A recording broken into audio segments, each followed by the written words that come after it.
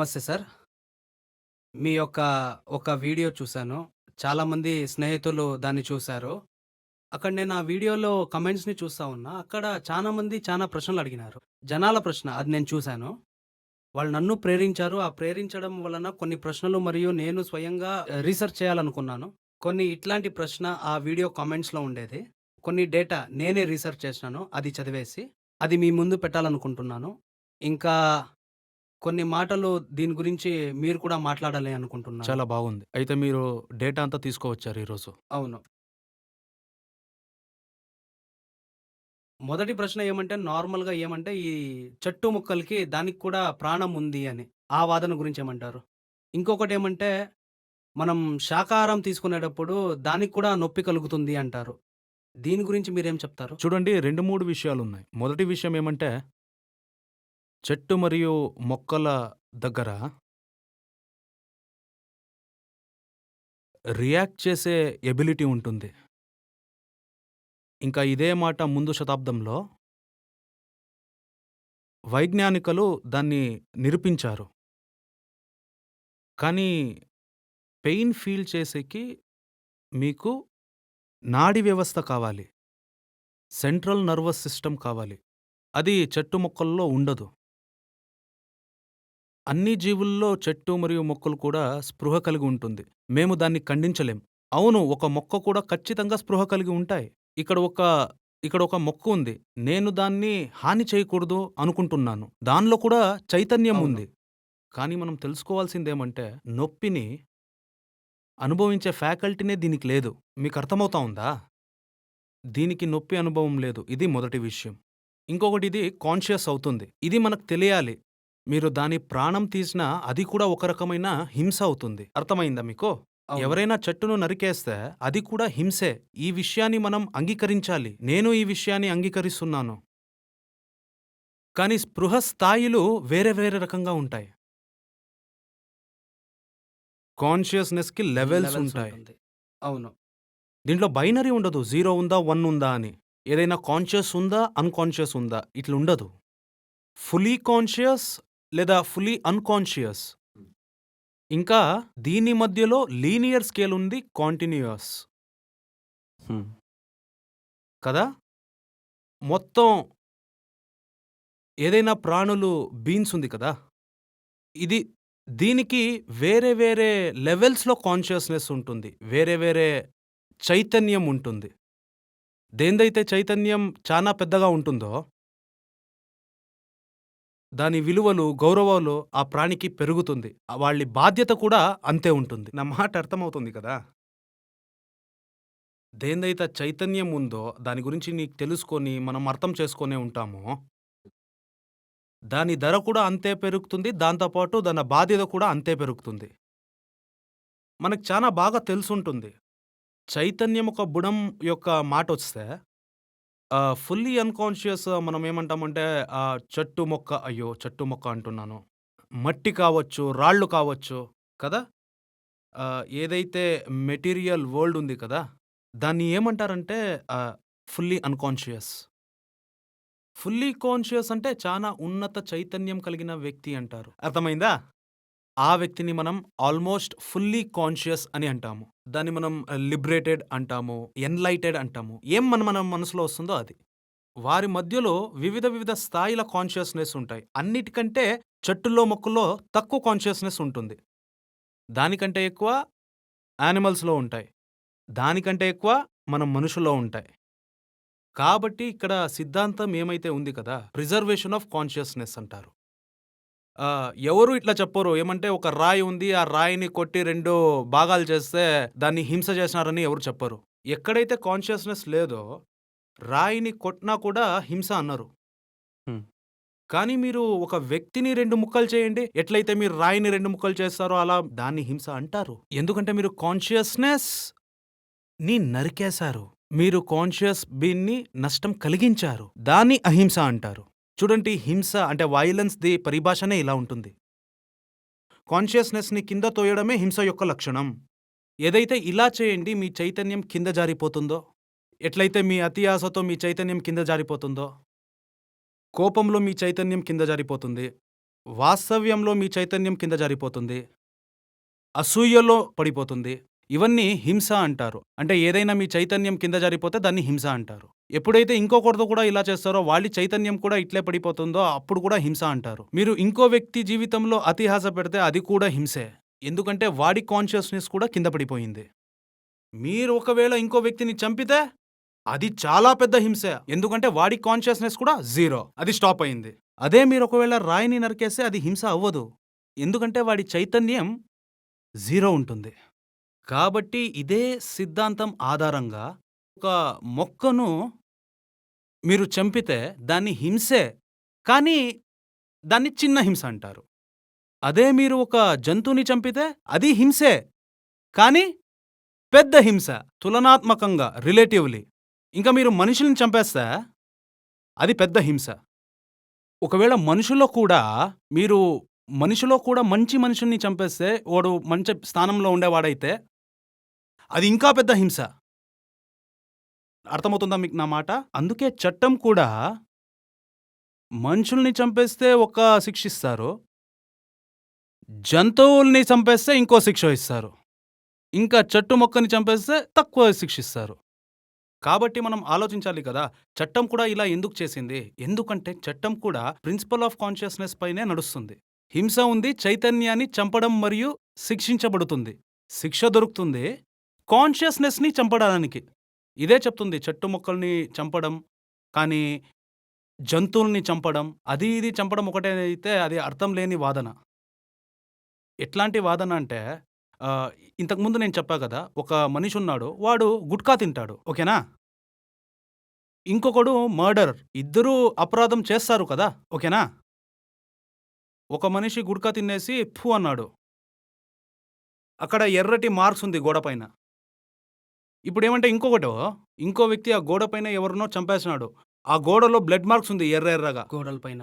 నేను చెప్తాను వీళ్ళిద్దరూ ఒకే అపరాధం చేశారు. ఒక్క అపరాధం చేయలేదు. ఎవడైతే గుట్కా తిని ఊంచేసినాడో వాడు అపరాధినే. ఎవడైతే మర్డర్ చేసినాడో వాడు అపరాధే. వీళ్ళిద్దరిని డిఫరెన్షియేట్ చేయాలి.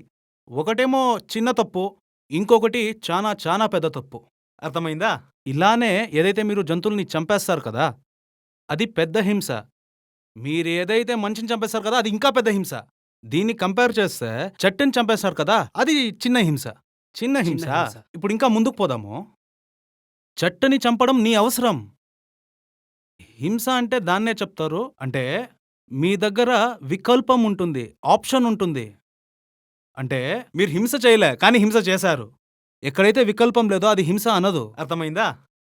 ఏదైతే మీరు చెట్టుని చంపే మాటలు మాట్లాడుతున్నారో, మీరెప్పుడైతే ఊపిరి తీసుకుంటారో అప్పుడు కూడా చిన్న చిన్న జంతువులు చనిపోతుంది.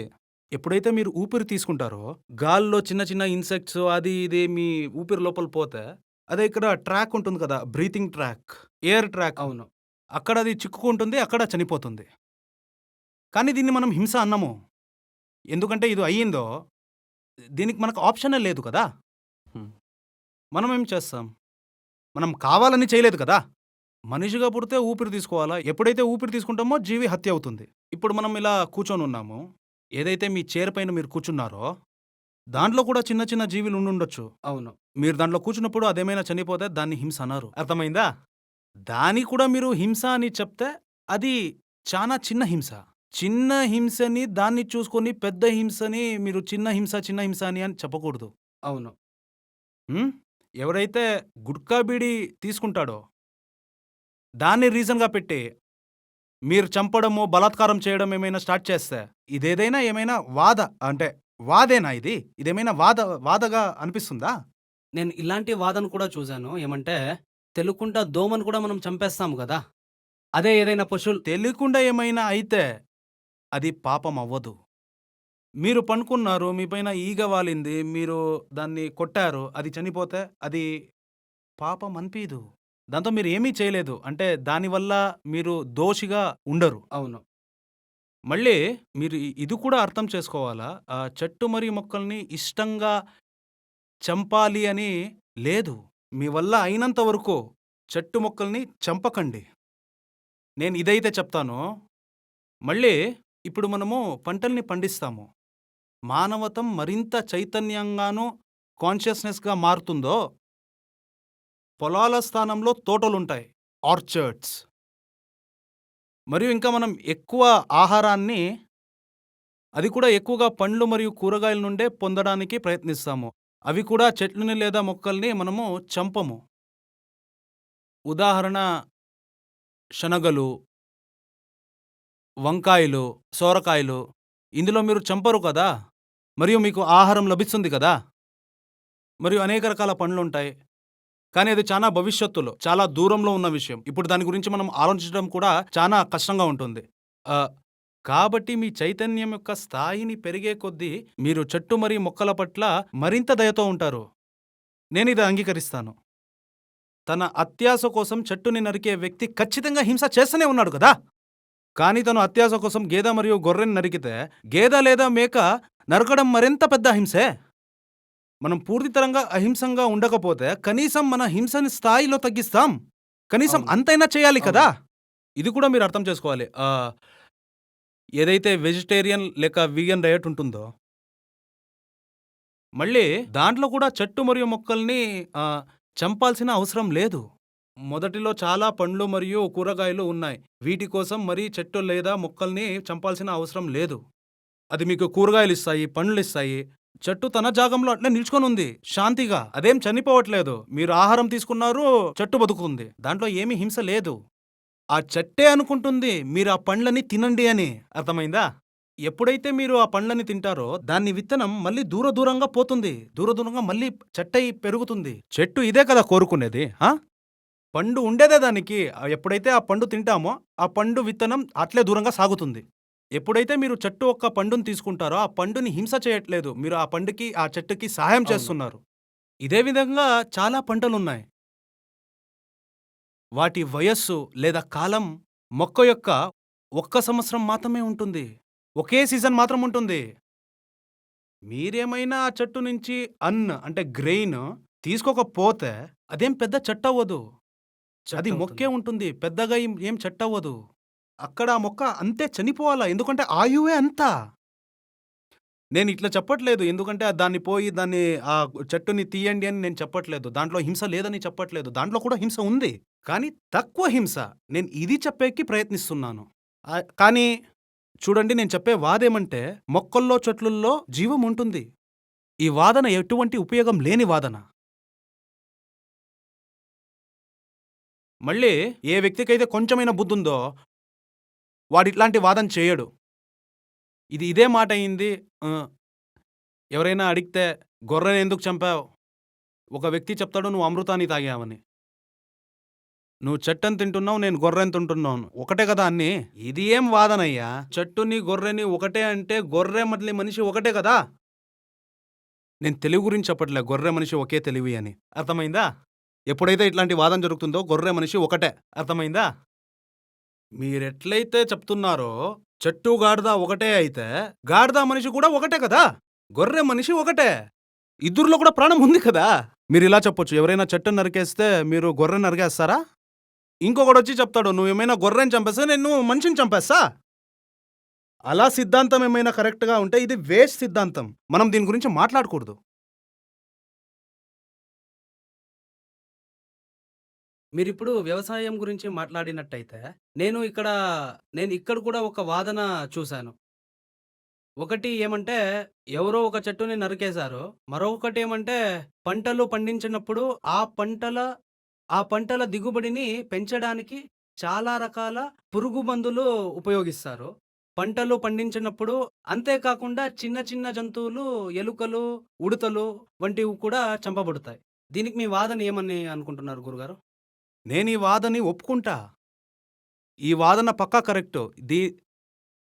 మనం ఏదైతే పొలమని అంటామో, పొలంలో కూడా హింస చానా ఉంది. నేను పక్కా ఒప్పుకుంటా. దానికోసమే నేను చెప్పేది, మీరేమైనా పాపులేషన్ పెంచితే, ఆ పాపులేషన్‌లోనే పెద్ద హింసుంది. పాపులేషన్ పెంచేదే మనలో మనం చేసేదే హింస. ఎప్పుడైతే పాపులేషన్ పెరుగుతుందో, పొలం కూడా పెరుగుతుంది. అవును.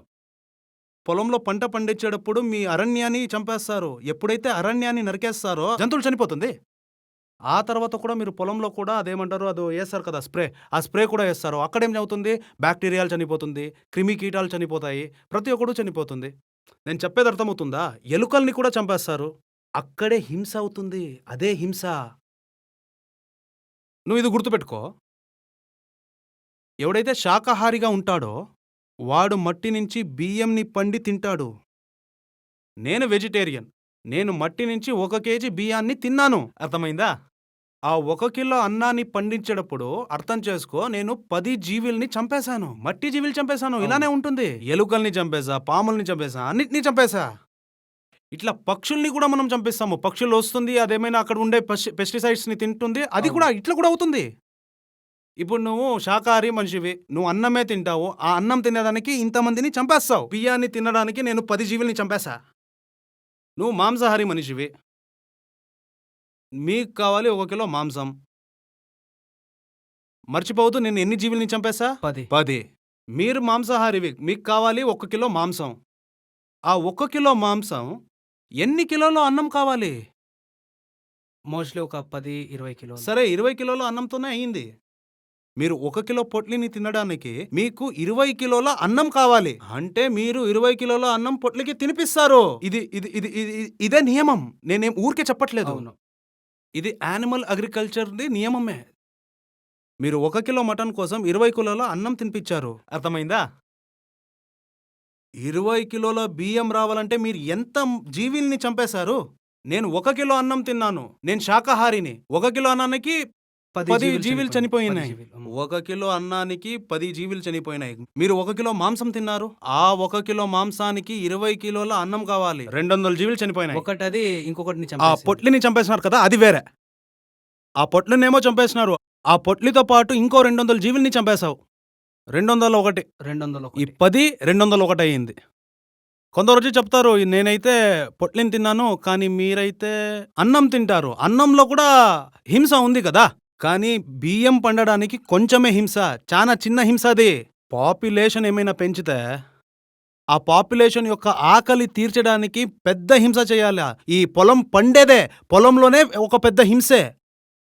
కానీ ఒక రోగం ఉంది, మాయ రోగం. మీరు పాపులేషన్ ఏమో చేసినారు, ఆ పాపులేషన్ నుంచి ఆ పొలంలో కూడా హింస జరిగింది. మళ్ళీ ఇంకోటేమంటే ఆ పాపులేషన్ కూడా మాంసం. కావాలి మాంసం.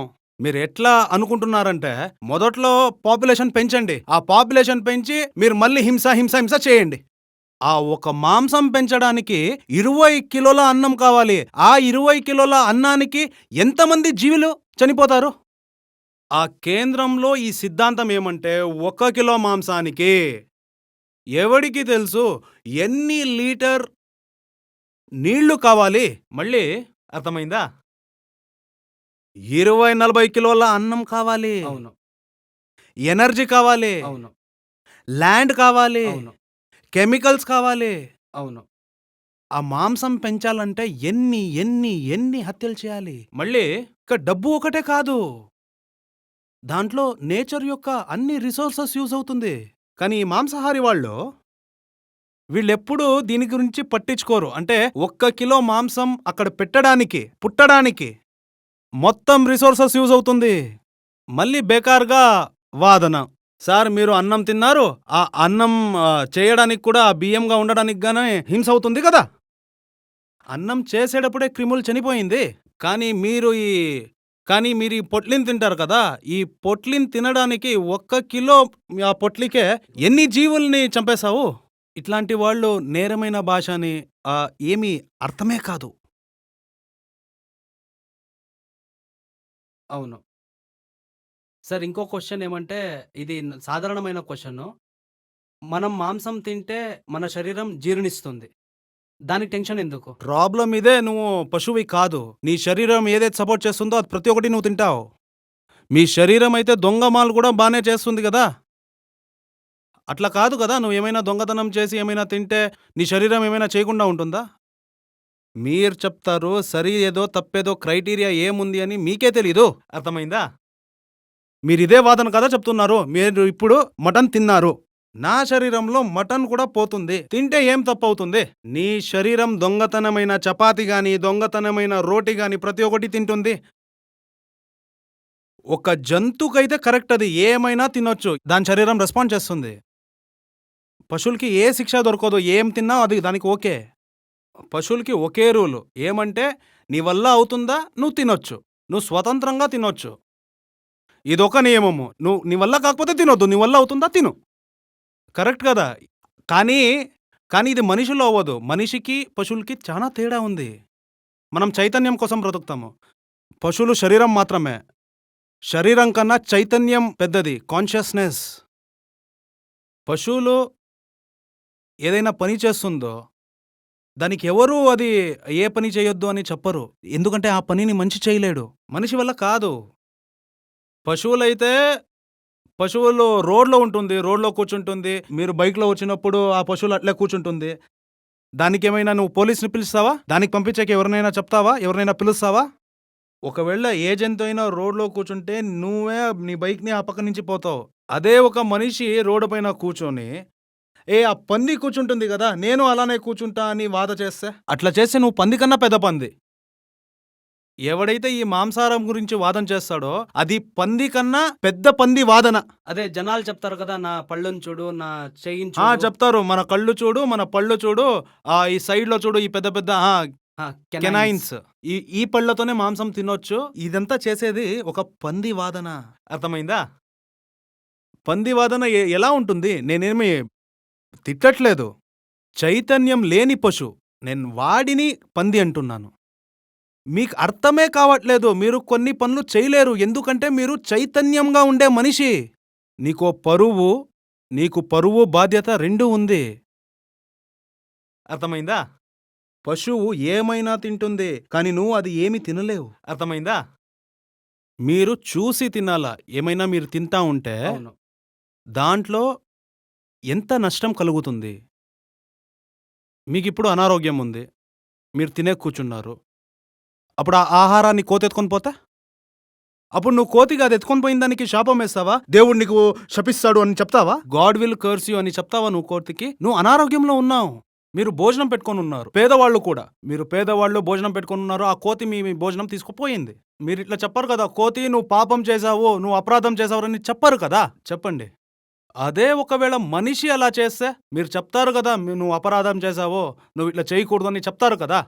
సింహం జింకకు చంపి తినొచ్చు. సింహం కూడా ఎలాంటి శిక్ష లేదు. అదే మనిషి ఒక జింకని చంపేస్తే అది పెద్ద తప్పు. ఏ నియమం అయితే పశువుల దగ్గర ఉందో ఆ నియమం మనిషికి ఉండదు. ఏదైతే పశువు నియమం మనిషి పైన తీసుకుంటే ఆ మనిషి కూడా పశువు అవుతాడు.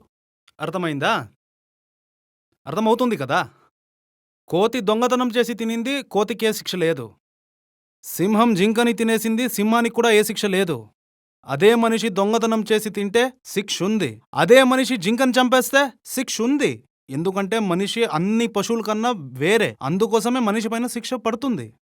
చూడు, నువ్వు కోతి, గాడిద, సింహం ఉదాహరణం తీసుకుంటే నువ్వు కూడా కోతి, గాడిద, సింహం లాంటి జీవితం చేసుకోవాలి కదా! చెప్పండి. అదైతే పూర్తిగా ప్రకృతి జీవితమే నడిపిస్తుంది. మీరైతే ఎందుకు కాంక్రీట్‌తో ఇల్లులు కడతారు? నువ్వు మొబైల్ ఎందుకు యూజ్ చేస్తావు? జంతువులైతే మొబైల్ యూజ్ చేయదు కదా! అదైతే ఒక ఆడసింహంతో ఉండదు. ఇప్పుడు ఈ ఆడసింహంతో ఉంటే ఇంకో ఆడసింహంతో ఉంటుంది. అప్పుడు మీరెందుకు చెప్తారు నా భార్య కానీ పక్కనోడి భార్య కాదని? సింహం పెళ్లి చేసుకోదే? హ్మ్? సింహం బ్రష్ కూడా చేసుకోదే?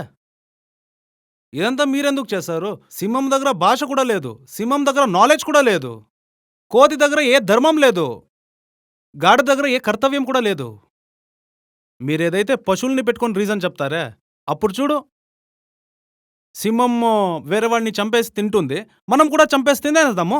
మనము పులిలే కదా! నీకు సింహం ఉదాహరణ కావాలంటే అడవికి పో కదా! అడవిలో సింహంలాగే ఉండు. ఇంకొకటేమంటే మీరిద్దరూ ఒకేలాగా ఎప్పుడు అవుతారు అంటే అది మాంసం తింటుంది, నువ్వు మాంసం తింటావు. నేను చాలా మందికి చెప్పినాను. వాళ్ళు ఫుల్ నవ్వుతా ఉన్నారు. పులీలు చెడ్డీను వేసుకోదు. అప్పుడు నువ్వెందుకు ఈ చెడ్డీ పైనుంచి కింద వరకు ఫుల్ మూసుకొని ఉంటావు? నువ్వు అట్లే బట్టలు లేకుండా ఉండు. అట్లే సింహంలాగా. అర్థమైందా? సింహం ఉదాహరణ ఎందుకు తీసుకుంటావు? గాడిద ఉదాహరణ తీసుకో. మన ప్రకృతిలో సింహం మాత్రమే ఉండదు. గాడిద కూడా ప్రకృతి భాగ్యమే. గాడిదలాగుండు. సింహం గురించి ఎందుకు కంపేర్ చేసుకుంటావు? గాడిద ఏం చేస్తుందో అదే నువ్వు కూడా చెయ్యి. ఇది బేకార్ వాదులు. మనిషి అందరికన్నా పెద్ద స్థాయిలో ఉన్నాడు. ఆకారంలో కాదు పెద్దోడు, జ్ఞానంలో పెద్దోడు. అందుకే అన్నిటికన్నా రెస్పాన్సిబిలిటీ మనిషికే ఉండేది. ఈ అన్ని పశువులు, పక్షులు మన పిల్లలు. మనం వీళ్ళ గార్డియన్. ఈ మొత్తం భూమికి మనము ట్రస్టీ అంటే తెలుసా? అంటే వాడికి అన్ని రెస్పాన్సిబిలిటీ ఉంటుంది. ఆ రెస్పాన్సిబిలిటీ మొత్తం అంతా ఇతనే చూసుకోవాలి. ఒకవేళ భూమి మొత్తం ఇల్లైతే వసుదైవ కుటుంబంలాగా అవును. మానవుడు ఆ ఇంటి పెద్ద. ఇంటి పెద్ద. ఇంటి పెద్ద అంటే తెలుసా? ఆ ఇంటికి మొత్తం తనే చూసుకోవాల్సినోడు. The senior of the family. ఒక మనిషి అన్ని ఒక మనిషి ఆ ఇంటికి మొత్తమంతా పెద్ద. మొత్తమంతా అతనే చూసుకోవాలి. ఒక ఇంటి పెద్ద ఆ ఇంటి చిన్నవాడితో ఏమైనా చంపేసి ఏమైనా వాడిని తింటాడా? లేకపోతే ఆ చిన్నోడిని రక్షించాలా? ఈ చెట్టు మొక్కల్ని మనమే రక్షించాలా. మన రెస్పాన్సిబిలిటీ. చిన్న జీవులవ్వచ్చు, పెద్ద జీవులవ్వచ్చు, ఏదైనా అవ్వచ్చు. ఇవన్నీ మనకన్నా చిన్న. దేంట్లో చిన్న? కాన్షియస్‌నెస్. చైతన్యంలో చిన్నది. ఇది మన పిల్లలు, చిన్న పిల్లలు. మనమే చూసుకోవాలి దీన్ని. మనం దీన్ని చంపి తినేది కాదు. ఇది మన రెస్పాన్సిబిలిటీ వేరే, తన రెస్పాన్సిబిలిటీ వేరే. మీరు విన్నారు కదా! క్షమాపణం కావాలి. చిన్నవాడికి ఉత్పాదం. ఏదైతే నియమం పెద్దోడికి పడుతుందో అది చిన్నవాడికి పడదు. చిన్నోడు ఏదైనా గొడవ చేస్తే వాడి క్షమించాలి. కానీ పెద్దోడున్నాడే వాడు గొడవ చేయకూడదు. పెద్దోడి పని చిన్నవాడి గొడవని క్షమించడం. మనిషిపైన ఏ నియమం వర్తిస్తుందో అది జంతువులపైన వర్తించదు. జంతువులు ఏం చేసినా చేస్తుంది. మన పని ఏమంటే మనం మన గౌరవంలో, మన అవగాహనంలో, మన బాధ్యతలు జీవించడం. మనం ఎవరైనా చిన్న వాటిని దోపిడీ చేస్తే అది ఎంత అసహకారమైన మరియు ఎంత నీచమైన విషయం కదా! నీ తెలివితో నువ్వు దాన్ని పట్టుకుంటావు. నీ బలం ప్రయోగ చేసి దాన్ని చంపేస్తావు. ఇది పెద్దోడికి శోభించదు. ఏదైనా నీ శక్తి ఉంది కదా! చిన్న వాటిపైన ప్రయోగించకూడదు. నీ శక్తి చిన్నవాడిపైన రక్షించడానికి యూజ్ చేయాల. నీ శక్తి చిన్నవాడిని కొట్టడం కోసమో, వాడిని కెలకడం కోసమో యూజ్ చేయకూడదు. వాడు బలవంతుడు కాదు. వాడు బలహీనోడు. వాడు పిరుకోడు. నిజమైన బలవంతుడు గుర్తింపు ఏమంటే అతను ఎప్పుడు బలహీనుడిపై తనకన్నా చిన్నవారిపై చెయ్యెత్తడు. అవును. మీరొక మాట చెప్పారు. ఒకవేళ కోతి ఏమైనా దొంగతనం చేసి ఏమైనా తింటే, తనకేమి పాపం అవ్వదు. ఆ తర్వాత ఏమి తప్పు కూడా అవ్వదు. అదే ఒకవేళ మనిషి అట్లా ఏమైనా చేస్తే అది తప్పవుతుంది. సరి, తప్పు గురించి మనుషులు వేరే రకంగా మాట్లాడుతున్నారు. అంటే మీరు దీని గురించి మాట్లాడుతున్నారా? లేకపోతే వేరే నేను దాని ధర్మం గురించి గురించి చెప్తున్నాను. నేను ధర్మం అని అన్నప్పుడు నేను ఏదో ఒక ప్రత్యేకమైన మతం గురించి మాట్లాడడం లేదు. నేను ఏదైనా మతం, ఏదైనా వర్గం, ఏదైనా తెగ లేదా మతం గురించి మాట్లాడేటప్పుడు నేను ధర్మం గురించి మాత్రమే మాట్లాడతాను. ద అవును. Very essence of religions. స్వచ్ఛమైన ఆధ్యాత్మిక గురించి మాట్లాడుతున్నాను. నేను సరైనదా లేదా తప్పు అని చెప్పట్లేదు. నేను ఏదైనా సామాజిక నియమం, చట్టం నుండి చెప్పడం లేదు. నేను చెప్తున్నాను అది మీ హృదయం. మానవుడిగా జన్మించారు మరియు మీకు స్పృహ ఉంది. దాని కారణంగా మీకు ఒక కర్తవ్యం ఉంది.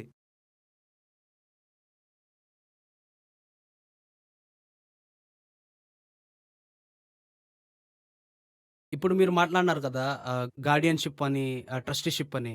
దీని గురించి నేను విన్నాను. ఎన్నో ధార్మిక గ్రంథాలున్నాయి కదా! దీని గురించి చెప్తుంది. దేవుడు మేక కోసం గడ్డి పెట్టాడు. అలానే మనిషి కోసం మేక చేశాడు.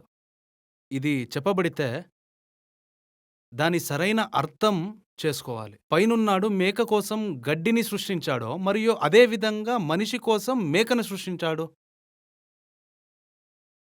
మనిషి కోసం మేకను సృష్టించాడు. అంటే మనిషి ఆ మేకని రక్షించాలని అర్థం. హ్మ్? మనిషి ఆ మేకను భక్షించకూడదు. దాన్ని రక్షించాలి. భగవంతుడు ఆ మేకను నా కోసం సృష్టించాడు అంటే దాన్ని తినడానికి కాదు. నీదేం పెద్ద కడుపా? నన్ను తినడానికి సృష్టించాడని కాదు. నువ్వు అర్థం చేసుకో. ఆ మేకని కానీ నువ్వు చెప్పాలి అంటే దేవుడు, గాడ్, భగవంతుడు మేకని సృష్టించింది మనిషి కోసం. మనిషి కోసం. ఓకే. నేను చెప్పాను. ఓకే. మనిషి కోసము మేకని సృష్టించాడు. ఏదైనా విషయం నీకు చెప్తే నీకోసము అది నువ్వు తినేదానికి స్టార్ట్ చేస్తావా? ఇప్పుడు నేను నీకోసం ఒక షూ తెచ్చాననుకో, ఆహ్, ఆ షూని ఆహ్, ఆ షూని నువ్వు తినేస్తావా? తినవు కదా! నేను నీకోసం మొబైల్ తీసుకొనొచ్చాననుకో, నువ్వేమైనా మొబైల్ తింటావా? తినవు కదా! నువ్వు తెలుసుకోవాల్సిందేమంటే, ఏ అర్థంలో అది నీకోసం. పూర్తి ప్రకృతి నీకోసమే ఉంటుంది. ఏ అర్థంలో? తినే అర్థంలోనా? చెప్పండి. ఏ అర్థంలో పూర్తి ప్రకృతి? చెట్టా? మొక్కనా? నదిలా? మొత్తం ప్రకృతే నీకోసం. ఏ అర్థంలో? భోగం అర్థంలోనా? అదే కన్జంప్షన్ కోసమా? ఈ అర్థంలో మనుష్యుడు బాండేజ్‌లో ఉన్నాడు. బంధనంలో ఉన్నాడు. ప్రకృతితో కరెక్ట్‌గా ఉంటేనే తన బాండేజ్‌తో లిబరేషన్ దొరుకుతుంది. అర్థమైందా? లిబరేషన్. ఇవన్నీ నా కోసమే ఉన్నాయి. తద్వారా నేను దాన్ని చూడగలను, అర్థం చేసుకోగలను, దాన్ని గమనించగలను. ఇంకా దాన్ని అబ్జర్వేషన్ మరియు అండర్‌స్టాండింగ్ మాధ్యమం ద్వారా నాకు లిబరేషన్ దొరుకుతుంది. ఈ అర్థంలో మొత్తం ప్రకృతి ఈ పురుషుడికి చెందింది. పురుషుడంటే స్పృహ, చేతన. ఈ మొత్తం ప్రకృతి ఈ పురుషుడికే చెందింది. తదద్వారా ఈ ప్రకృతి ద్వారా పురుషుడికి విముక్తి లభిస్తుంది. ప్రకృతి ఈ పురుషుడికి విముక్తి మాధ్యమంగా మారుతుంది. పురుషుడు అంటే మగ కాదు. పురుషుడు అంటే స్పృహ కలిగిన వ్యక్తి. కాబట్టి ఇదే చేతనం యొక్క ముక్తి. ప్రకృతి తినేదానికి కాదు గదా! ఎవడో ఒకడు చెప్పి ఈ చెట్టు నీది అంటే చెట్టునే తినడము. ఏదైనా నీకు కనిపిస్తే దాన్ని తినడమేనా? దాన్ని నరకడమేనా? ఇది ఎలాంటి యోచన? ఇది ఎలాంటి నీ థింకింగ్? ఏదైనా తెస్తే తింటావా నువ్వు? అట్లా ఏమైనా నువ్వు తింటే అది పెద్ద మూర్ఖత్వం. ఏయ్! ఇది చూడు. నేను నీకోసం ఒక ఫ్రెండ్‌ని తీసుకొచ్చా. వాడిని తింటావా? తింటావా చెప్పు? మొత్తం ప్రకృతే మీకోసం ఫ్రెండ్‌లాగా. వాడిని తినేయడం కాదు. తినే పని పశువులది. మనిషి కూడా కొరికి తింటాడు. కానీ మనిషి కొరుకు తినడం పెద్ద మాట కాదు. మనిషి పెద్ద మాట ఏది? థింకింగ్, యోచనాశక్తి, కరుణ, కంపాషన్. ఇది పెద్ద విషయం. కడుపు తర్వాత వస్తుంది. ఏ మనిషైనా, ఏదైనా ఏదైనా ఏ జంతువు కూడా ఉన్నత ఆదర్శం కోసం ప్రాణం ఇవ్వదు. జంతువులు ఉన్నత ఆదర్శాల కోసం ప్రాణం వదిలింది. ఇలా ఏమైనా విన్నారా? జంతువులకి కడుపే అన్నిటికన్నా ఎక్కువ. ఎక్కడైతే తన ఆకలి తీరుతుందో అక్కడుంటుంది. మనిషి అలా కాదు. అతను చానా రోజులు ఆకలితో ఉన్నా, కానీ ఉన్నత ఆదర్శం కోసం దృఢంగా ఉండాలి. ఇలాంటి ఉదాహరణం ప్రతి ధర్మంలో దొరుకుతుంది. అవును. హ్మ్? ఏ మతంలో ప్రజలు ఆకలితో ఉండి సత్యం కోసం పోరాడలేదని ఉదాహరణ ఉంది? లేదు కదా! అవును. మీరు దేని గురించి అయినా మాట్లాడండి. ఇప్పుడు మనం బక్రీద్ గురించి మాట్లాడుకుంటున్నప్పుడు కర్బల గుర్తుకొస్తుంది. ఆకలితో పోరాడుతున్నారు. ఎందుకు? ఎందుకంటే కడుపు చిన్న విషయం. కడుపు కంటే చానా పైన ఏదో ఉంది మరియు దానికోసమే.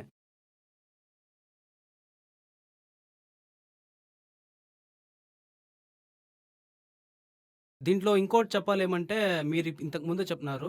ఎప్పుడైతే మనిషి చైతన్యం ఉంది కదా! వేరే దాంట్లోకి పోలిస్తే ఇది పెద్ద ఎక్కువ అని. కానీ జనాలు ఇంకో వాదన చేస్తారు. ఇది ఫుడ్ చైన్ గురించి. అడవి నియమం ఏమంటే చిన్న జంతువులు పెద్ద జంతువుల్ని తినాల. అడవి నియమం మనిషి పైన ఉండదు తమ్ముడు. నువ్వు అడవి నుంచి ఎప్పుడో బయటకొచ్చేశావు. నువ్వు ఇప్పుడు అడవి మనిషే అయితే ధర్మం ఎందుకు దొరికింది? అడవిలో ఏదైనా పశువులపైన మతం ఏమైనా ఉందా? లేదు. కాబట్టి ఎవరైతే వారి మతపైన పక్షపాతాలను మరియు విశ్వాసాలను రక్షించడానికి అడవిలో ఫుడ్ చైన్ జరుగుతుంది. అడవిలో రిలీజియస్ ఉండదు. నువ్వు రిలిజియన్ పేరెందుకు చెప్తా ఉన్నావు? నువ్వు అడవి గురించే ఉదాహరణ ఇస్తుంటే, అడవి గురించి మాట్లాడొద్దు. అడవి గురించే మాట్లాడు. అడవిలో మతం ఎక్కడుంటుంది? కోతి దగ్గర మతం ఉంటుందా? రిలిజియన్ యొక్క అర్థం ఏమంటే, నీకు ఇప్పుడు అడవి కన్నా పెద్దది ఏదో ఒకటి వచ్చింది. హ్మ్? అడవి కన్నా ఎక్కువ ఏదో అయింది నీదకు. ఆ వ్యక్తి ధార్మికుడు. ధర్మం యొక్క పనే అక్కడి నుంచి బయటికి తీయడం. కాబట్టి అడవి నియమాలు గురించి, ఫుడ్ చైన్ గురించి నాకు చెప్పొద్దు. ఇవన్నీ కీటకాలు మరియు పురుగులకి వర్తిస్తాయి. మనిషికి కాదు కదా! మనిషి ఏం చూడాలంటే, ఏ రకంగా జీవుల్ని రక్షించాలో చూడాలి. We are the guardians. మనం బాబులు. ఈ మొత్తం భూమి మన ట్రస్టీషిప్‌లో ఉంది. మనం అన్నీ రక్ష చేయాలా. మనం బుద్ధి బలం తీసుకొని ఇలా ఇందుకు రాలేదు. అందరిని నాశనం చేసేదానికి రాలేదు. ఇది భూమిని చూడడానికి చాలా తప్పు మార్గం. నేను అత్యంత తెలివైన మరియు తెలివైన వ్యక్తిని కాబట్టి నేను అందర్నీ పట్టుకొని తింటాను, అందర్నీ దోపిడీ చేస్తాను అని అనుకోవడం భూమిని చూడడానికి ఎంత చెడ్డ మార్గం. మీరు అందరికీ తండ్రి, మీ పిల్లలందరూ ఉన్నారు. చిన్న చిన్న వారిని మీరు పెంచాలి మరియు వారిని క్షేమంగా నువ్వు చూసుకోవాలి. ఉం? నాకొకటి గుర్తొస్తా ఉంది ఏమంటే, జనాలు పురుషార్థం కోసం చాలా మాట్లాడతారు. కలల్ని పూర్తి చేసుకోవడానికి చాలా మాట్లాడతారు. కానీ ఇట్లాంటి పురుషార్థం గురించి ఎవరు మాట్లాడుకోరు. హా, హా, హా. పురుషార్థం అంటేనే ఇదే కదా. మీరు వైడర్ రెస్పాన్సిబిలిటీని చూసుకోవాలి. నార్మల్గా చిన్న చిన్న పురుగులు కూడా బ్రతుకుతా ఉన్నాయి కదా. మన కోసం అంటే మన కడుపు కోసం, మన జాతుల్ని పెంచడానికి, తన కోసం ఒక మగ లేదా ఆడ కోసం వెతకడానికి మనము జీవిస్తున్నాము. తన తర్వాత బాధ్యతలు స్వీకరించేది మనిషే కదా. అతన్నే మనిషి అంటారు. కేవలం తన కోసం జీవించాడు. అతను ఎలాంటి మనిషి?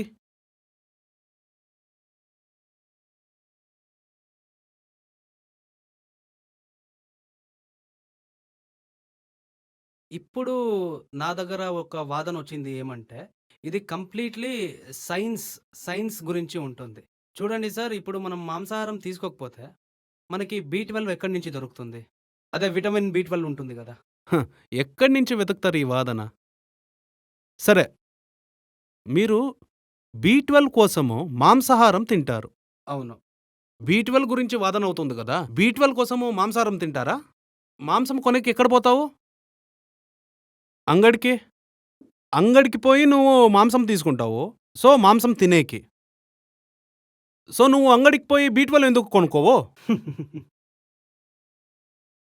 అరే తమ్ముడు, నీకు బి12 కావాలంటే బి12 కోసం మాంసం ఎందుకు తీసుకుంటున్నావు? షాప్‌కే కదా పోతున్నావు మాంసం తీసుకునేకి. ఇంకో షాప్‌కి పోయి బి12 తీసుకోవచ్చు కదా నువ్వు. ఆర్గానికల్లీ మ్యానుఫ్యాక్చర్డ్ బి12 దొరుకుతుంది. ప్లాంట్ బేస్డ్ ఉంటుంది కదా! ప్లాంట్ బేస్డ్, శుద్ధ శాకాహారి బి12 దొరుకుతుంది. Vegan based. మాంసానికి అవును. కంపేర్ చేస్తే ఇది ఇంకా చాలా చీపు. అవును. నువ్వు ₹500 మాంసం తీసుకుంటే నీకు ఇంతే దొరుకుతుంది బి12. అవును. అదే నువ్వు ₹50 ఇచ్చి బి12 తీసుకుంటే ఇంత దొరుకుతుంది. దానికోసం మాంసం తీసుకునేదెందుకు? అర్థమైందా? నువ్వు తీసుకునేది 2 షాప్‌లో. అవుట్‌పుట్ 2 ఫ్యాక్టరీ నుంచే వచ్చేది. మాంసం నుంచి ఎక్కడో ఆర్గనైజ్డ్ కార్పొరేట్ నుంచే వచ్చేది కదా. ఇంకా బి12 మాత్రలు అది కూడా అక్కడి నుంచే వచ్చేది. అప్పుడు డైరెక్ట్‌గా బి12 తీసుకో. ఎందుకు మాంసం తీసుకుంటున్నావు? అవును. నార్మల్‌గా నేను దీని గురించి చదివేటప్పుడు కానీ దీని గురించి నేను రీసెర్చ్ చేసేటప్పుడు నార్మల్‌గా బి12 ఏమి ఉంది కదా! అది జంతువుల బాడీలో ఉండదు. చెట్టు మొక్కల నుంచే ఇది అందరికీ దొరికేది. మాంసంలో ఉండదు బి12. మట్టిలో ఉంటుంది బి12. మట్టిలో. అదే పశువులు ఏదైనా గడ్డి తినేటప్పుడు ఆ గడ్డిలో మట్టి ఉంటుంది. ఆ మట్టితో పాటు బి12 లోపల పోతుంది. అర్థమైందా? అదే మట్టిలో బి12 ఉంది. సో, అట్లా వాళ్ళ శరీరంలో పోతుంది. మీరు భ్రమలో బతుకుతా ఉన్నారు. బి12 మాంసంలో ఉంటుంది. మనిషికి ముందు బి12 అంత యూజ్ అయ్యేది కాదు. ఎందుకంటే మనము ఆ చెట్టులో ఉన్న ఫ్రూట్స్ తింటాము. భూమి నుంచి ఆకులు, కూరాకులు అదన్నీ తీసుకొని మనం తింటాము. సో, బి12 మనకు అట్లే డైరెక్ట్‌గా దొరికేది. ఇప్పుడు మనము ఫుల్ క్లీన్లీనెస్ కాబట్టి మనం పండ్లు, మన కూరగాయల్ని ఎంతవరకు మనము క్లీన్ చేసామో, రుద్దుతామో అది మొత్తం బి12 అంతరించిపోవాల. బి12 గురించి ప్రజలు బాగా అర్థం చేసుకోవాలి. ఇది మాంసంలో కాదు, మట్టిలో ఉంటుంది. మరియు వెళ్ళి ఖచ్చితంగా అదేమంటే వీగన్ బి12 వస్తుంది. మాంసం స్థానంలో నేరుగా బి12నే కొనండి. పిల్లల నుండి వృద్ధుల వరకు ప్రతి ఒక్కరూ ఇంట్లో ఏదో ఒక సప్లిమెంట్ తీసుకుంటున్నారు. షాప్‌లో మాంసం కన్నా బి12 తీసుకోండి డైరెక్ట్‌గా.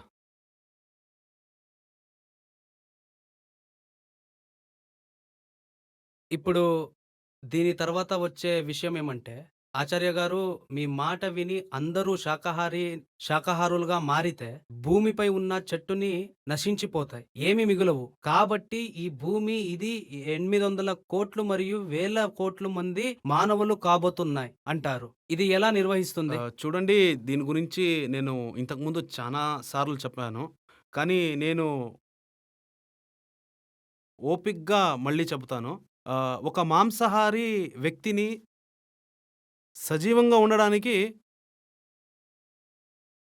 50 రెట్లు చెట్లు అవసరం. 50 రెట్లు చెట్లు మనకు కావాలి. అర్థమైందా? ఒక శాకాహారి వ్యక్తికి ఒక్క చెట్టు అవసరమైతే, అంటే కత్తిరించబడితే, అదే ఒక మాంసాహారి వ్యక్తికి 50 చెట్లు కట్ చేయాల్సొస్తుంది. ఎందుకంటే మాంసం వచ్చేది అన్నం నుంచి, గ్రెయిన్స్ నుండి, గడ్డి నుండి. మరియు ఆ గడ్డి ఎక్కడి నుంచొస్తుంది? ఏదో ఒక పొలం నుండే కదా! ఎక్కడి నుండొస్తుంది? అడవిని నరికేసే ఉంటారు కదా! ఏదో ఒక పొలం నుండి వస్తుంది గదా! ఆ పొలం ఎక్కడి నుండొస్తుంది? ఆ పొలం కోసం అడవిని నరికేయాల్సొస్తుందే కదా! ప్రతి ఒక్కరు శాకాహారి అయితే మొత్తం అడవి మొత్తం అంతరించిపోతుంది. ఇది పెద్ద ఎర్రి మాటలు. అడవి అంతరించిపోవడానికి కారణమే మాంసాహారులు. ఈ విషయం వాళ్ళకి తెలియనే తెలీదే. నువ్వు మాంసం తినేటప్పుడు ఎన్ని చెట్లు నరికేసి ఉండాలి? మొత్తమంతా డిఫారెస్టేషన్ అయ్యింది మాంసాహారి వల్ల. మన భూమిలో ఎంతైతే బియ్యం పండుతారో దాంట్లో 70% పశువులు తినాలి. అర్థమైందా? ఎందుకంటే తర్వాత ఆ పశువుల్ని తినాలి. మన భూమిలో ఎంతవరకు ఎక్కడైతే పండిస్తామో అక్కడ 70% పండించడం మాంసం కోసమే. ఆ పంట పశువులే తినేది. ఎందుకంటే ఆ పశువు మాంసం నువ్వు తినాలి. ఇదందరికీ ఆశ్చర్యమవుతుంది. ఎందుకంటే వాళ్ళకేమీ తెలీదు. ఎందుకంటే ఒక ప్లేట్‌లో అంత మాంసం ఉంటే ఆ మాంసం ఎంత ఎంత కాస్ట్‌లీ. ఆ ప్రకృతి, పర్యావరణాన్ని హత్యం చేస్తా ఉన్నారు. అది ఎంత కాస్ట్ అడిగి ఉందో అది మీకు ఎప్పటికీ తెలియదు. ఇప్పుడు నేను జస్ట్ దాని గురించి మాట్లాడుతున్నా. ఎన్వైరన్మెంటల్ కాస్ట్ గురించి మాట్లాడలే. అర్థమైందా మీకు? నా దగ్గర ఒక డేటా ఉంది. నేనే ఫుల్ రీసెర్చ్ చేశాను. అది మీ ముందు పెట్టాలనుకుంటున్నాను. ఇలా చెప్తారు, ఒక మాంసం తినే వ్యక్తి యొక్క ఆహారానికి 17 రెట్లు ఎక్కువ భూమి కావాలి అని. 17 రెట్ల ఎక్కువ భూమి కావాలని, 14 రెట్లు ఎక్కువ నీరు కావాలని చెబుతారు. తమ్ముడు, ఇదంతా ఉంది కదా! ఈ అంతా డేటా ఎప్పుడైతే పబ్లిష్ చేశారు కదా ఈ వీడియో, మొత్తం అంతా స్క్రీన్ పైన ఉన్ని. అట్‌లీస్ట్ వాళ్ళ తెలివికి, వాళ్ళ తలకి తెలుస్తుంది. ఒక్క మాంసాహారికి. ఒక మాంసాహారి బతకాలంటే 17 టైమ్స్ ఎక్కువ భూమి యూజ్ అవుతుంది. ఎంత ఖర్చవుతుంది? ఎంత పరిశ్రమం ఉంటుంది దీంట్లో? ఆ తర్వాత ఇది చానా కష్టమైన పని. ఒక మాంసాహారిని బ్రతికించడానికి 17 రెట్ల భూమి కావాలి. 14 రెట్లు ఎక్కువ నీళ్లు కావాలి. 14 రెట్లు నీళ్లు కావాలి. నేను వండించే మాటలు చెప్పట్లేదీడ. అర్థమైందా? మీరు ఒక మేకని లేదా గేదెని పెంచుతున్నారు. దాన్ని చంపడానికి ఆలోచించండి. 500 కిలోల జంతువుని పెంచడానికి ఎంత నీరు ఉపయోగిస్తారు? అప్పుడు ఆ జంతువు నిలబడుతుంది. జంతువును చంపుతారు. తరువాత మీరు దాన్ని మాంసం తింటారు. మరియు దాన్ని పెంచడానికి ఎంత ఖర్చవుతుంది? ఆ పండించడానికి కూడా నీళ్లు కావాలి. ఆ పంటని పండించడానికి నీళ్లు కావాలి. ఇంకా 10 రెట్లు ఎక్కువ శక్తి కూడా కావాల్సొస్తుంది. చానా ఎనర్జీ కావాలి. మన విశ్వం ఉంది కదా! ఎక్కువ శక్తి కావాలి. మనకి నీరు కొరత ఉంది, భూమి కొరత ఉంది, అడవులు కూడా కొరతుంది, పరిశుభ్రత కూడా కొరతుంది. ప్రపంచంలో ఏదైనా తక్కువుంటే అది మాంసాహారి వ్యక్తులు మాంసం తినడానికి ఖర్చు చేస్తున్నారు కాబట్టి. నేను ఇంకోటి చెప్పాలనుకున్నాను. నేను మీకు చెప్తా ఉన్నాను కదా! ఈ డేటా వచ్చి అమెరికన్ జనరల్ ఆఫ్ న్యూట్రిషన్ ద్వారా. ఇవన్నీ మీరు స్క్రీన్‌లో రాయండి. లేకపోతే ప్రజలు నమ్మరు.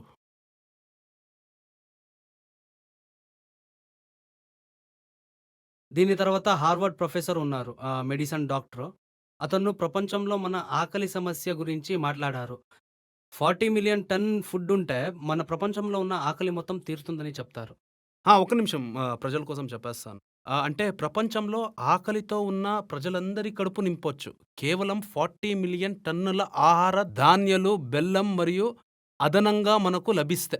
ప్రపంచంలో ఉన్న ఆకలి ఎంత తీర్చొచ్చు. అదనపు 40,000,000 టన్నులు ఆహారం ధాన్యాలతో. సరే బానే ఉంది. కానీ ఇప్పటికీ మనం 760,000,000 టన్నులు ధాన్యాన్ని జంతువులకి తినిపిస్తున్నాం. కాబట్టి 760,000,000 టన్నుల ధాన్యాన్ని మనం జంతువులకి తినిపిస్తున్నాం. 40,000,000 టన్నుల ప్రపంచం యొక్క ఆకలినే తీర్చొచ్చు.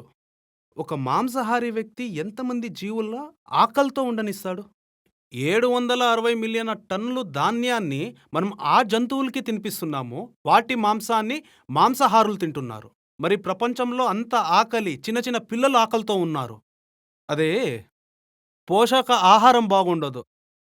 అదే న్యూట్రిషన్. వారందరికీ తగినంత ఆహారం మరియు పోషణ కేవలం 40,000,000 టన్నుల ఆహారం గింజలతో అందించొచ్చు. కానీ దానికంటే దాదాపు 20 రెట్లు మనం జంతువులకి తినిపిస్తున్నాం. 760,000,000 టన్నులు. మీరు ఈ విషయంలో మీ మనసుల్లో బాగా ముద్రించుకోండి. అర్థమైందా? ఇక మాంసాహారం తీసుకోవడం వల్ల శరీరానికి చాలా ప్రతికూల ప్రభావాలు ఉంటాయి. అందరికీ తెలుసు. గుండె జబ్బులుంటాయి, డయాబెటిస్ ఉంది. చాలా విషయాలు దాని దగ్గర సంబంధం కలిగి ఉంటాయి. కాబట్టి దాని గురించి ఒక డేటా ఉంది. ప్రపంచం వీగన్ డైట్ వైపు పూర్తిగా శాకాహారం వైపు కదిలితే సంవత్సరానికి 8.1 మిలియన్ మరణాలు తక్కువ అవుతాయి అని అనుకుంటున్నారు. 8.1 మిలియన్ అంటే 80 లక్షలు. 81,00,000 మరణాల గురించి మనం మాట్లాడుకుంటున్నాం. ఇవి ప్రతి సంవత్సరం ఇంకా తగ్గుతాయి. ఒక్కొక్క డేటా చెప్పండి, లేకపోతే మిస్ అయిపోతుంది. ముందుగా సంవత్సరానికి 81,00,000 మంది తక్కువ మంది చనిపోతారు. తక్కువ మంది చనిపోతారు. కేవలం మాంసాహారం మానేయడం ద్వారా ప్రతి సంవత్సరం ఇన్ని ప్రాణాలు కాపాడొచ్చు. మాంసాహారం 81,00,000 మందికి మరణానికి కారణమని నేను చెబుతున్నా. 81,00,000 మరణాలు జరుగుతున్నాయి. కేవలం నేను మాంసం తినాలి కాబట్టి.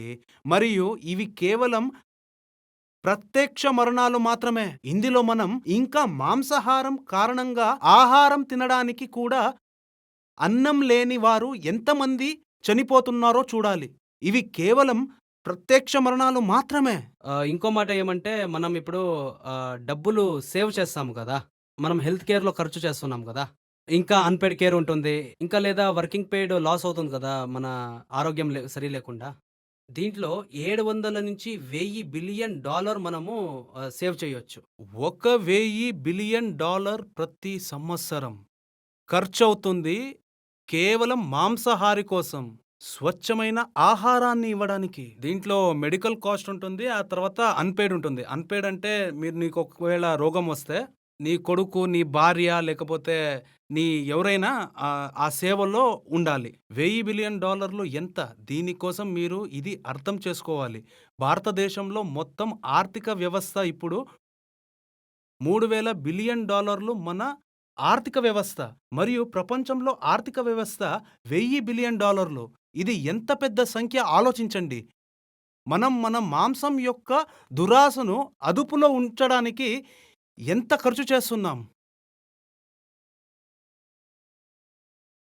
పేదరికం ఎంత తగ్గుతుందో ఆలోచించండి. పేదరికం గురించి ఏడుస్తాము. మీరు ఒక విషయం బాగా గుర్తుంచుకోండి. ప్రపంచం పేదరికాన్ని అతి పెద్ద కారణంలో మాంసాహారం ఒకటి.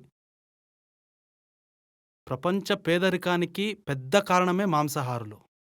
ఎలా? Environmental damage, medical damage, suboptimal utilization of resources, direct economic damage. దీనన్నీ కలపండి.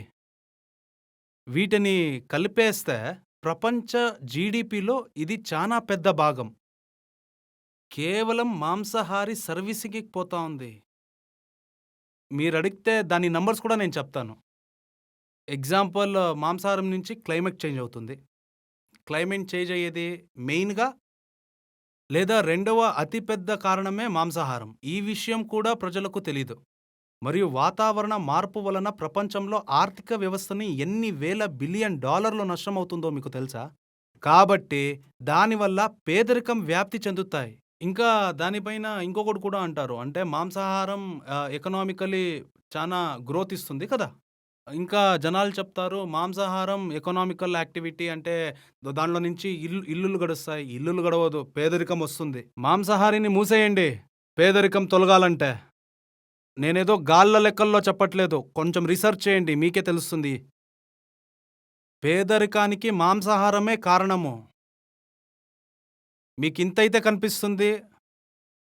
మాంసం యొక్క కన్జంప్షన్ లెక్క ఎక్స్‌పోర్ట్ చేశారు. మరియు దాదాపు $50 బిలియన్ల ఉంటుందా బిజినెస్, ఈ మాంసాహారి బిజినెస్.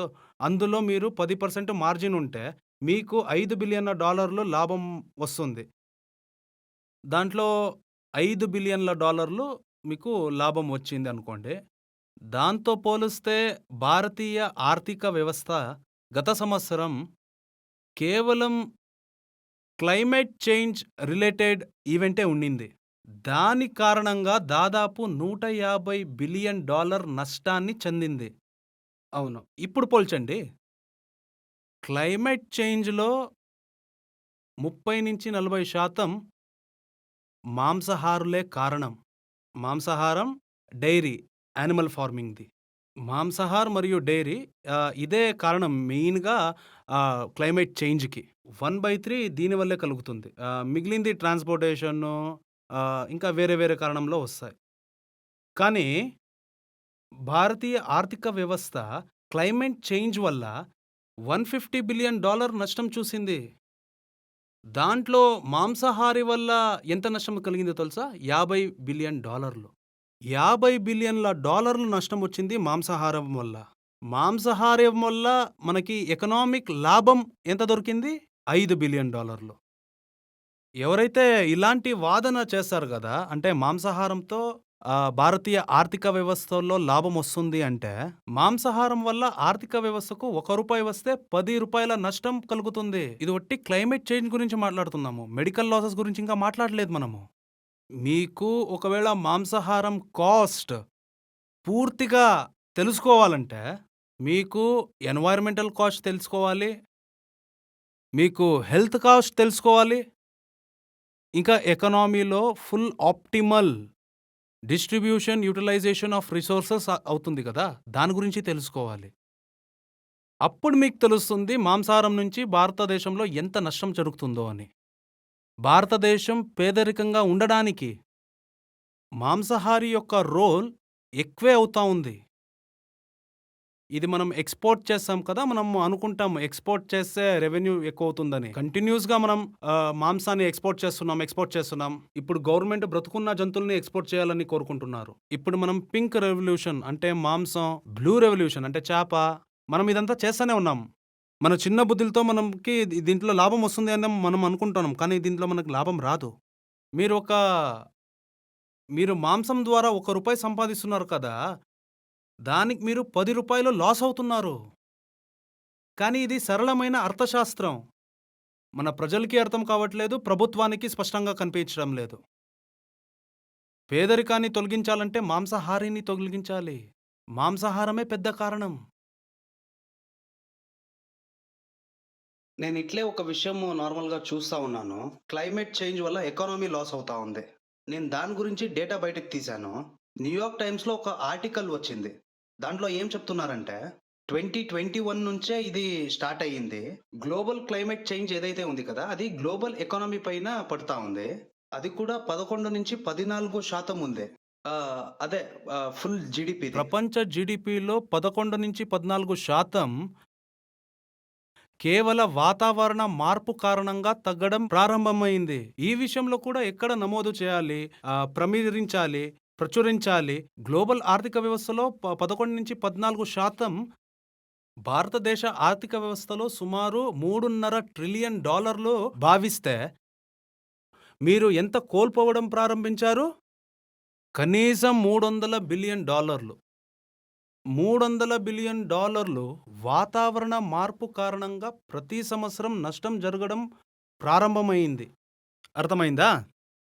దీనికి అతిపెద్ద కారణం మాంసాహారం. ఈ మాట మీ బుర్రలో ఎక్కించుకోండి. అవును.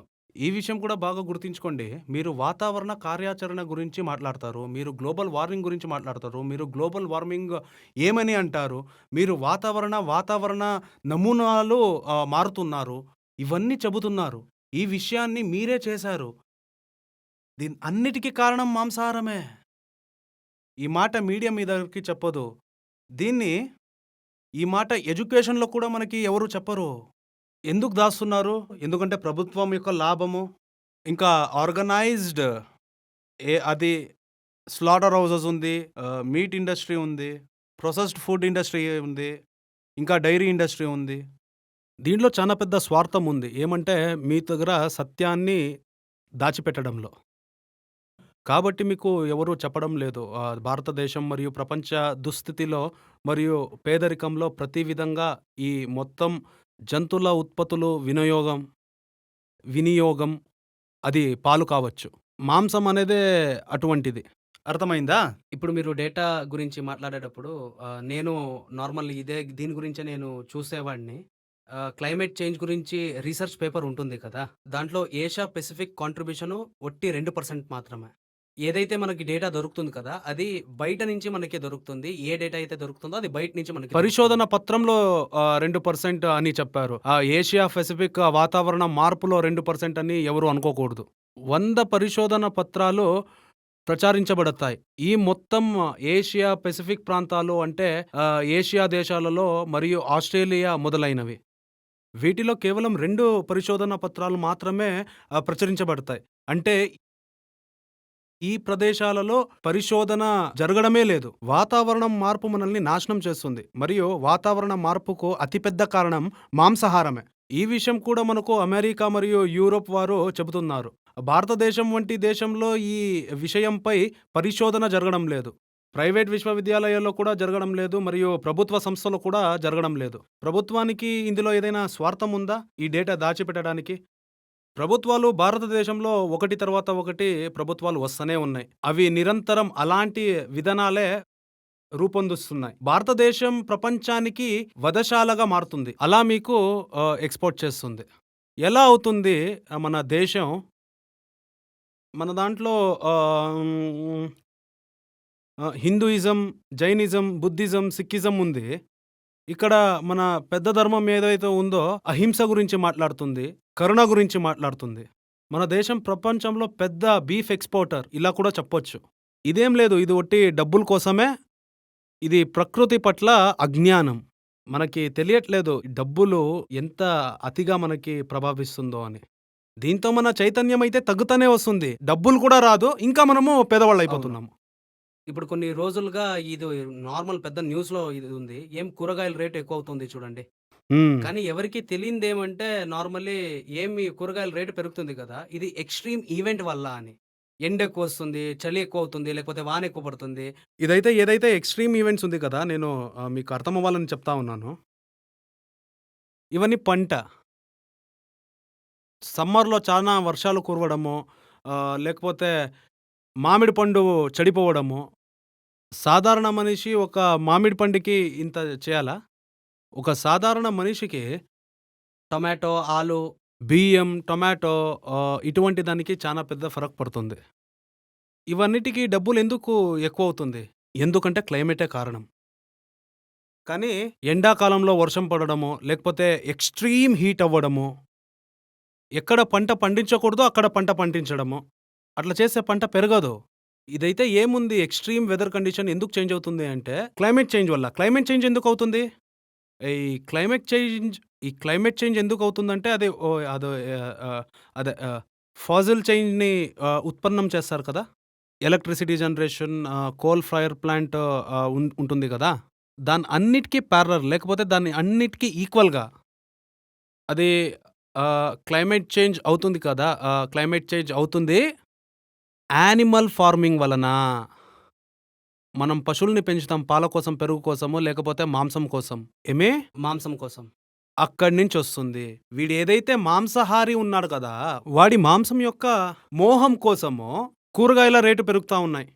ఈ మన స్త్రీల యొక్క కిచెన్‌లో ఎక్కువ దెబ్బ ఎక్కడ పడతా ఉంది అంటే కూరగాయలు పెరుగుతున్నాయి, పండ్లు పెరుగుతున్నాయి. గ్రెయిన్స్ బియ్యం యొక్క రేటు పెరిగినాయి. ఇది ఎప్పుడీ తెలియకుండానే ఉండిపోతుంది. తన ఇంట్లో ఎందుకు లేదంటే పక్కింట్లో మాంసం తినేవాళ్ళున్నారు కాబట్టి. ఈ మాంసాహారి వ్యక్తి తన కోసమైతే తను విషంగా మారాడు. వీడు మొత్తం సమాజానికే భారం. ఈ మాట నేను స్పిరిచువల్ యాంగిల్ ద్వారా కాదు, ఎకనామిక్ యాంగిల్ ద్వారా నేను చెప్తున్నాను. అదే ఇప్పుడు నేను మాట్లాడేదేమంటే, ఎలా ఉంటుంది మన గ్లోబల్ జీడీపీ ఇప్పటి నుంచే తక్కువ అవ్వడం స్టార్ట్ అయ్యింది. ఇప్పుడు దీని ముందు ప్రొజెక్షన్ ఇట్లుంటుంది. 2050 వరకు $23 ట్రిలియన్ తగ్గిపోతుంది. $23 ట్రిలియన్ నష్టం గ్లోబల్ జీడీపీకి. సరేనా? భారతదేశ జనాభా ప్రపంచ జనాభా దాదాపు 16%. ఇప్పుడు 1/6. ప్రపంచంలో 800 crores, భారతంలో 140 కోట్లు. సుమారుగా 1/6.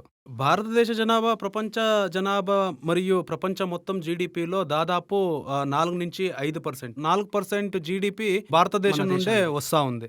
2050 నాటికి ప్రపంచ జీడీపీలో 8-10% భారతదేశం నుండే వస్తుంది. 2050 నాటికి 8-10% జీడీపీ భారతదేశం నుండే వస్తుంది. మరియు $23 ట్రిలియన్ నష్టం గ్లోబల్ జీడీపీకి జరుగుతుంది. కాబట్టి భారతదేశానికి జీడీపీ ఎంత నష్టం జరుగుతుంది? ప్రపంచ జీడీపీలో 8-10% భారతదేశం నుండే వస్తూ ఉంది. $23 ట్రిలియన్ ప్రపంచ జీడీపీకి నష్టం అయితే భారతదేశానికి కూడా దాదాపు $2 ట్రిలియన్ నష్టం అవుతుంది. జీడీపీలో 60-70%. ఎకనామిక్ చేంజ్ వల్ల మనం ఎంత ఘోరంగా దెబ్బతింటామంటే క్లైమేట్ చేంజ్ కారణంగా. క్లైమేట్ చేంజ్ మరియు మాంసాహారం రెండు ఒకదానిపైన ఒకటి నిల్చుకొని ఉంది. మాంసాహారం వల్లనే ఎక్కువ క్లైమేట్ చేంజ్ అవుతుంది తెలుసా? రెండు ఒకటే పాపులేషన్లో. ఎందుకంటే ప్రైవేట్ చైన్ అవుతుంది కన్జంప్షన్లో. కన్జంప్షన్ అంటే కన్జ్యూమర్ కావాలి మనకి. కన్జ్యూమర్ వస్తారు మనుషులు పిల్లలు కన్నాక. అర్థమవుతోందా మాట? మనం ఇంత పెద్ద జ్వాలాముఖి నోట్లో ఉన్నామో మనకి మాటే అర్థం కాకుండా పోతా ఉంది. ఇప్పుడు మనం అంటాము జంతువుల్ని చంపొద్దు అంటే, అప్పుడు ఎవడో వాడు వచ్చి అయ్యో వీడు పెద్ద పురాణాలు చెప్తాడు అని అనిపిస్తుంది. అది పురాణాల మాట మాత్రమే కాదు, అది పురాణాల మాట కాకుండా ఎకనామికల్ మాట కూడా అవుతుంది. దాని వెనకాల ఎకనామిక్ ఆర్గ్యుమెంట్ ఉంది తమ్ముడు. దాని గురించి అయినా తెలుసుకో.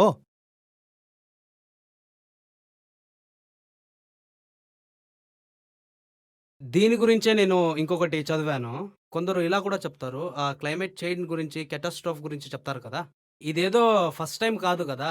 పృథ్వీలో చానా ముందు నుంచి జరిగినాయి కదా! చానా సార్లు జరిగినాయి కదా! అరే తమ్ముడు, ముందు ఏదైనా అయిందో మనుషుల కారణంగా అవ్వలే. ఈసారి దాన్ని AGW అంటారు, ఆంథ్రోపోజెనిక్ గ్లోబల్ వార్మింగ్. కేవలం GW కాదు, దాన్ని ఆంథ్రోపోజెనిక్ అంటే మనిషి కారణం. మనిషి కారణంగా జరిగేది. ముందు 5 మాస్ ఎక్స్టింక్షన్ జరిగినాయి. 3. ఇప్పుడు ఈ కారణంలో 6వ మాస్ ఎక్స్టింక్షన్ జరుగుతా ఉన్నాయి. దానికి కారణమేమి? పృథ్వీ యొక్క వాతావరణంలో కార్బన్ డయాక్సైడ్ ఇంకా వేరే గ్రీన్ హౌస్ వాతావరణ కాలుష్యం. ఇంతకుముందు 5 సార్లు భూమి నుండి జీవం పూర్తిగా నాశనం అయిపోయింది. అర్థమైందా? పూర్తిగా 5 సార్లు ఇలా అయిపోయింది. ఈసారి విభిన్నమైన మాట ఏమంటే, ఈసారి ఇది ప్రకృతి కారణంగా జరగడం లేదు, సమాజ యాదృచ్ఛిక కారణం వల్ల జరగడం లేదు. ఈసారి మనిషి కారణంతో జరిగింది. ఈసారి వాతావరణం కార్బన్ ఎక్స్ట్రా అతిగా అయింది కదా, అది మనిషి చేశాడు. ఇంకో మాట, ముందు 5 సార్లు జరిగినప్పుడు మనిషి లేనేలేడు. కాబట్టి 5 సార్లు విభిన్నంగా ఉన్నాయి. ఎందుకంటే అప్పుడు మనిషి లేనేలేడు. ఈసారి ఎవరైతే ఇంతకుముందు కూడా 5 సార్లు జరిగింది. 6వసారి అయితే ఏమవుతుంది అంటే, నీది, ఇల్లు నీదే, తల కూడా నీదే. నీది. నువ్వు చెప్తావు ముందు కూడా ఇల్లు పడిపోతా ఉండేదే కదా గురుగారు, ముందు కూడా పడేది కదా, ఇప్పుడు పడితే ఏముంది అని నువ్వు అడుగుతావు. ఏమవుతుంది? ఈసారి తేడా ఏమిటంటే, ఈసారి ఇల్లు కూడా నీదే మరియు తల కూడా నీదే. ఈ విషయం నీకు అర్థం కావడం లేదు. నీ నాలుక యొక్క స్వార్థం కారణంగా నీకు అర్థం కావట్లేదు. ఇల్లు నీ తలపైన పడిపోతుంది, తెలుస్తా ఉందా? మరియు మీరు నాతో వాదన ఏమిటంటే, ఇంతకు ముందు కూడా 5 సార్లు అంతరించిపోయింది, ఈసారి అయితే ఏమవుతుంది? ఎక్కడో ఒక చోట ఇది మనుషుల నుంచి కాదు. ఇది నార్మల్ క్లైమేటే ఇలా చేస్తుంది అని చెప్తారు. ఈసారి కంప్లీట్‌గా ప్రూవ్ అయిపోయింది. ఈసారి జరుగుతున్నది హ్యూమన్ యాక్టివిటీ వల్ల. అది హ్యూమన్ యాక్టివిటీ వల్ల జరుగుతా ఉంది. ఆంథ్రోపోజెనిక్ అది.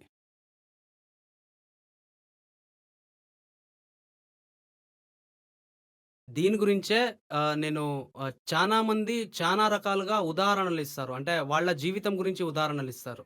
నా తాతగారు ఆహ్, నా తాతగారు మాంసం కూడా తినేవాళ్ళు. 95 ఏళ్ళు బతికారు కూడా. ఇప్పుడు మనం తింటే ఏం తప్పుంది? మనం కూడా బతుకుతాం కదా! చదువుకున్న వ్యక్తి గుర్తింపేది అంటే కన్‌క్లూజన్ ఎప్పుడు శాంపుల్ సైజ్ ఈక్వల్ టు 1 లాగుండదు. ఒక వ్యక్తిని చూసి ఎటువంటి తీర్మానం చేయలేము. తీర్మానం చేయడానికి పెద్ద నమూనా తీసుకురావాలి. మొత్తం పాపులేషన్ తీసుకోకపోతే శాంపుల్ అయితే ఎక్కువ చేయండి కదా! ఇండిపెండెన్స్ అప్పుడు మన దేశంలో నార్మల్ ఆయువు ఏదైనా మనిషిది 30 సంవత్సరాలు కూడా లేదు. స్వాతంత్రం ముందు 30 సంవత్సరాలు కూడా జీవించలేడు. అప్పుడు కూడా ఎవరో ఒక తాత 100 ఏళ్ల బతికుండుండొచ్చు. కాబట్టి మీ తాతగారిని చూసి 1940లో భారతీయులు 100 ఏళ్ళు జీవిస్తారని చెప్పగలుగుతారా? నీ తాత బతుకున్నారు. శాంపుల్ పెద్దది చేస్తే తెలుస్తుంది. సగటు వ్యక్తి 30 సంవత్సరాలు కూడా బతికేవాడు కాదు. అప్పుడు భారతదేశంలో లిటరసీ రేట్ ఎప్పుడైతే ఇండిపెండెన్స్ ఉండింది 10% కూడా లేదు. ఎవరిదో తాత కూడా పీహెచ్‌డీ కూడా చేసుండొచ్చు ఆ టైంలో. అప్పుడు ఆ తాతను చూసి అందరూ పీహెచ్‌డీ చేసినారు, లిటరసీ ఫుల్ పీహెచ్‌డీ అని చెప్తామా? తమ్ముడు కొంచెం పెద్ద శాంపుల్ చూడు. అవును. బేకార్ వాదనలివన్నీ. నా తాతగారి జీవితకాలం కోడిని మాత్రమే నమిలారు. మరియు ఆ తర్వాత కూడా తాతగారు అవును. దృఢంగానే ఉన్నారు. 100 ఏళ్ళు బతికారు. తాతగారు నిజంగానే అంత గొప్ప వ్యక్తి అయితే అతని మనవడు ఇలాంటి కుతర్కం ఎలా చేస్తాడు? తాతగారు తన మనవడికి ఏదో ఒకటి నేర్పించుండొచ్చు కదా!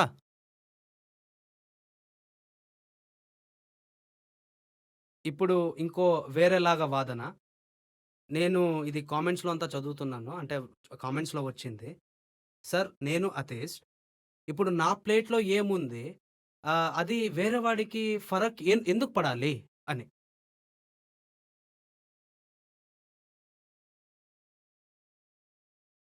మీరు నాస్తికులు, మీకు మతం తేడా లేదు. మీ ప్లేట్‌లో ఏముంది? దాంతో ఎవరికి ఏ సమస్య ఉంది? ప్లేట్ మీదే మరియు ప్లేట్‌లో ఉన్నది మీది. మరియు అలానే కారు కూడా మీదే. నా కారు నేను రోడ్ల మధ్యలో పెడతాను. అట్లనే గాడిద కూడా రోడ్ మధ్యలోనే ఉంటుంది గదా! నేను రోడ్ మధ్యలో నా కారు తీసుకొని వెళ్ళి ఆపాను. నా కారు నాది. ఎవరికి ఏం ఫరక్ పడుతుంది? నా కారు నేను రోడ్ మీద పెడతాను. ఎవరికి ఏం తేడా అవుతుంది? తమ్ముడు నువ్వు నీ కార్‌ని ఎక్కడ పెడతావో అది నీ ఒకటి డిసిషన్ కాదు గదా! నీ వల్ల వేరేవాడు బాధపడతారు. నేను మా ఇంట్లో బిల్కుల్ చెత్త ఎగ్జాస్ట్ పడేసేవాడు. డీజిల్ జనరేటర్ వేసుకున్నాను. ఇంతకుముందు 40 ఏళ్ల ముందు మన దేశంలో యూజ్ చేసేవాళ్ళు కదా! అలాంటిది. ఇప్పుడు మా ఇంట్లో నేను అలాంటివి పెట్టేసినాను. Full sound చేస్తుందది. అర్థమైందా? పెళ్ళిలో చూసినావా జనరేటర్ బడ్ బడ్ బడ్ బడ్ బడ్. దాంట్లో నుంచి నల్లటి పొగ వస్తుంది. అది నేను ఇంట్లో పెట్టుకున్నాను. నా బౌండరీలో నేను ఆ జనరేటర్ వేసుకున్నాను. మళ్ళీ నేను చెప్తాను, నా ఇల్లు నా ఇష్టము. ఎవరికేం ఫరక్ పడుతుంది? గురుగారు మీరేం జనరేటర్ యేసుకున్నారు కదా! ఆ సౌండ్ నాకు వ్యత్యాసంగా ఉంది. అవుతుంది. నువ్వు ఎన్విరాన్మెంటల్‌ని గలీజ్ చేస్తావు కదా! ఆ గాలి నాకు కూడా మంచిది కాదు. నువ్వేమైతే ఆ సౌండ్ వస్తుంది కదా! ఆ సౌండ్ నా చెవిలో కూడా పోతా ఉంది. ఇలానే నువ్వు మాంసం తింటే అది నీ పర్సనల్ చాయిస్ కాదు. నువ్వు ఇట్లా చెప్పలేవు. ఇది నా ఇష్టము, నా వ్యక్తిగత ఇష్టము అని నువ్వు ఇట్లాంటిదంతా చెప్పలేవు. అవును. It's a matter of my personal liberty and choice of what's అవును. There on my plate. Sorry it's a invalid argument. అవును. మీరేం తింటారో అది మీ వ్యక్తిగత విషయం కాదు. మీరేదైతే తింటున్నారో దాని ప్రభావం మొత్తం సమాజం పైన డైరెక్ట్ టాంజబుల్ ప్రభావం బీరుతా ఉంది. అవును. So, you are responsible to entire community and society and also the future of mankind. So, మీరు బాధ్యతగా ఆలోచించండి. మీరు తినడానికి మీ ప్లేట్‌లో ఏం పెట్టారు అని. మీరేమి ఉంచుతున్నారో దాని వాతావరణ ఖర్చవుతుంది. దాని ఆర్థిక ఖర్చవుతుంది. దాన్ని ప్రతి విధంగా సమాజంపై హానికరమైన ప్రభావం ఉంది. మీ వ్యక్తిగత విషయం కాదు. ఈ మాటల్లోనే నాకు ఇంకొకటి గుర్తొచ్చింది. ఒక టైంలో ఫ్లైట్‌లో సిగరెట్ అలో ఉండేది. ఆ తర్వాత పాసివ్ స్మోకింగ్ గురించి చూసారు. పాసివ్ స్మోకింగ్ ఏమైనా చేస్తే మనకు కూడా అంటే వేరే వాళ్ళకి కూడా నార్మల్‌గా హాని కలుగుతుంది. సో, అందుకోసమే కొత్త చట్టం పక్కా, కూడా పక్కా, పక్కా. స్టార్ట్ చేశారు.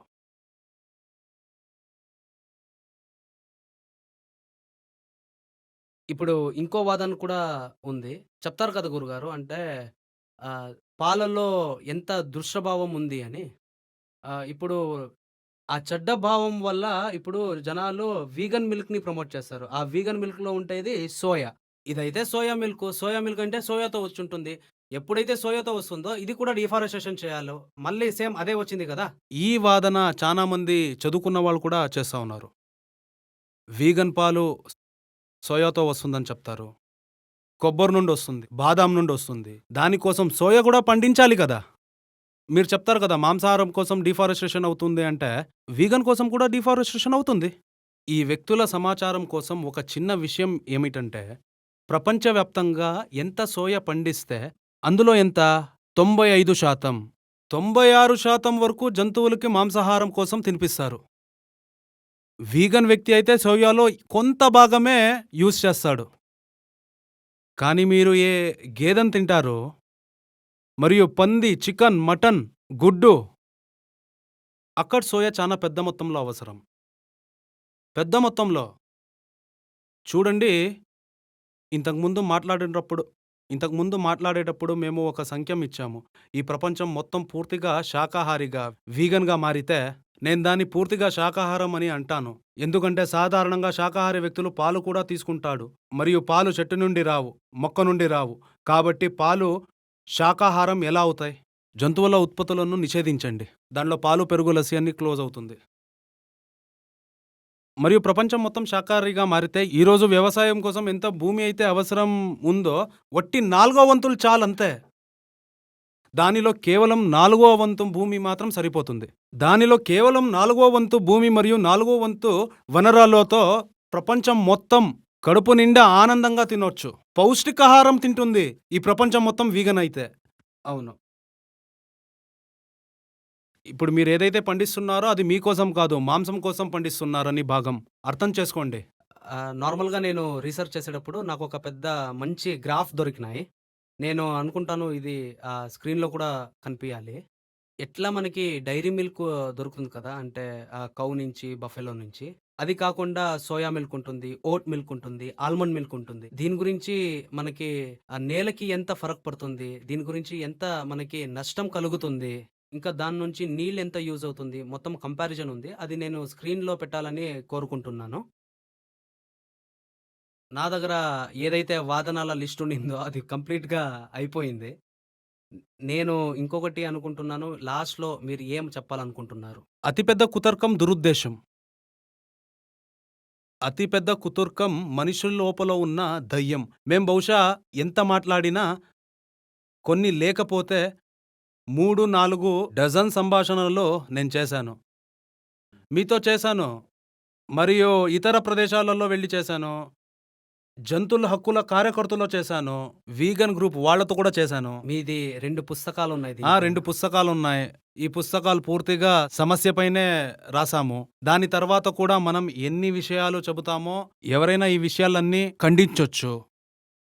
నేనెంత అర్థం చెప్పిచ్చినా దురుద్దేశంకి ఏ వైద్యం లేదు. దురుద్దేశానికి చికిత్స ఆధ్యాత్మిక జాగృతి మాత్రమే.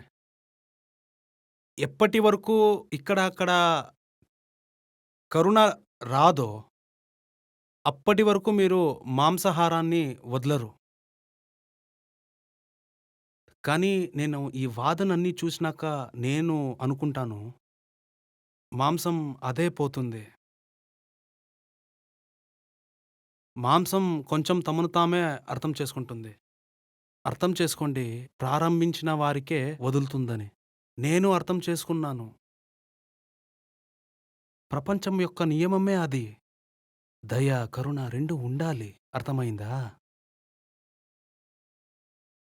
అంతే.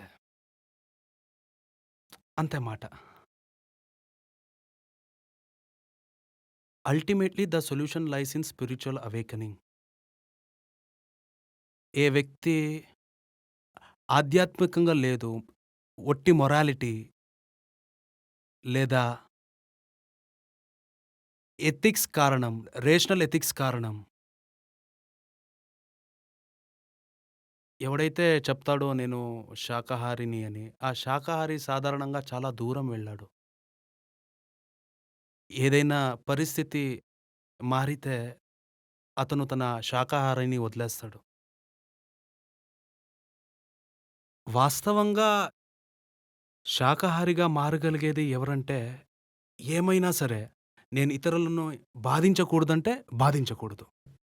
నేను ఆకలితో చనిపోవడానికి ఇష్టపడతానో, నా కడుపుని ఏ మాంసంతో గాని, ఎవరి బాధతో గాని నింపను.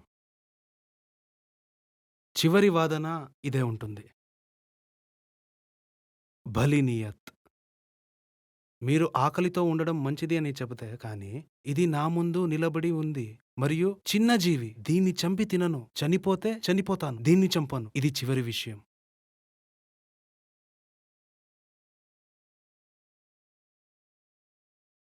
ధన్యవాదాలు గురుగారు.